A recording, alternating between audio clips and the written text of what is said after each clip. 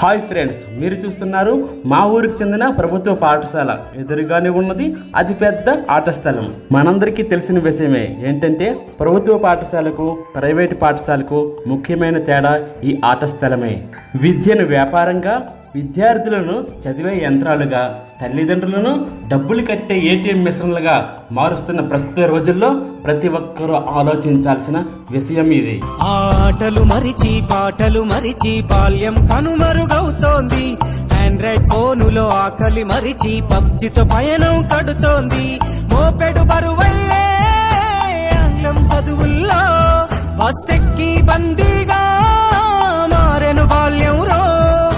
మా ఊరు బడిలో ఎన్నో ఆటలు పాటలు నేర్చితిమే, మా తరమే అద్భుతమే. వీరి వీరి గుమ్మడి పండు వీరి పేరేమి, తాగుడు మూతలు దండాకో